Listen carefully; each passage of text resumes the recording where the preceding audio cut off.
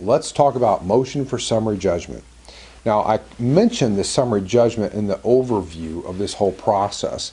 And the summary judgment is how the vast majority of cases, and I'd venture to say 95+% of foreclosure cases are resolved on motion for summary judgment. Now, what is a summary judgment?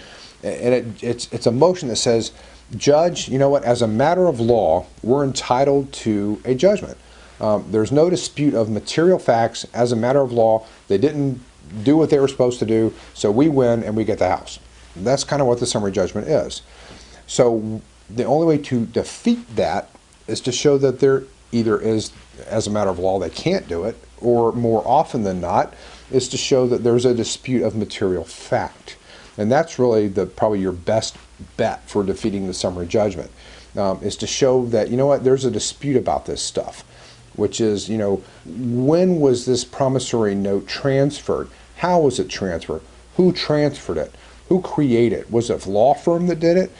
These are the kind of things that if you can raise disputes of fact that go to the case, then you can defeat the summary judgment, because they don't have a right to move forward if there's a dispute of material fact. And so that's always the question that you're looking for.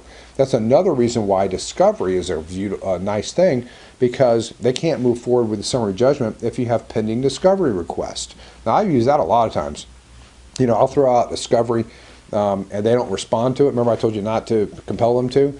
Well, one of the good reasons is they move forward on the summary judgment, they set up a hearing on it, and then I call them up and say, hey guys, we have outstanding discovery. You've never responded to it. Since there's outstanding discovery, there's still a dispute of material fact because they never responded to me about the factual allegations of the complaint.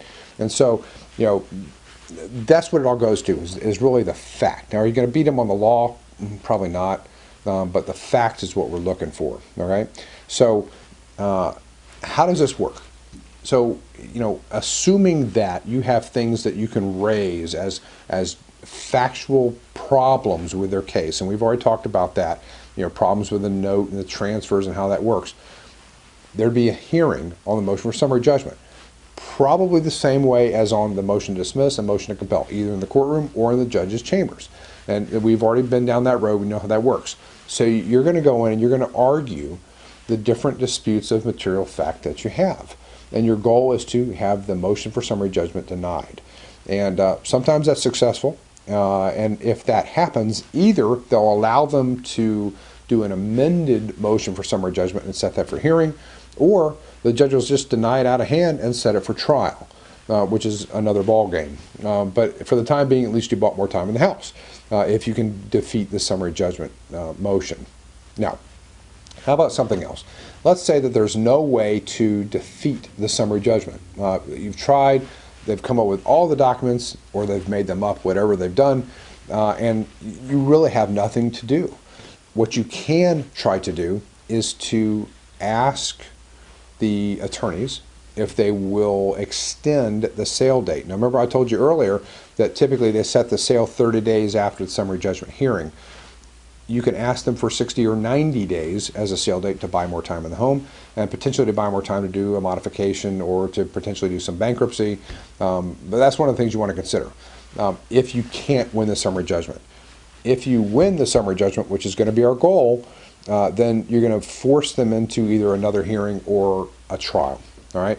So we have a sample, again, a mock summary judgment hearing. Review that if you want to see how that goes and some of the defenses that you might raise at the summary judgment hearing. In general, and again, I'm going to tell you this, you're probably going to lose. Judges just like to keep these cases moving. But if you can come up with some real dispute that makes the judge unhappy with moving forward, then you can do this. Now, one of the things I'm going to mention in the mock hearing, and maybe in all of these hearings, it might well be worth having a court reporter there with you. And, you know, we've talked about that in some of the mock hearings that we've had. But what's the court reporter's value? Well, the court reporter's recording everything that's being said. And sometimes that keeps the judges honest. If they know that potentially you're going to appeal this case, now are you? Probably not. But if they think that you might appeal it, there's a real value to having a court reporter there and keeping the judges honest in what they do. And sometimes I've brought the court reporter for no other reason than to make the judge do what they're supposed to do, because I know they like to cram these cases. So one of the things, again, just a little tip, you might consider having a court reporter there just to keep the judge honest. And if by some miracle you decide you want to appeal, that gives you the record that you can appeal.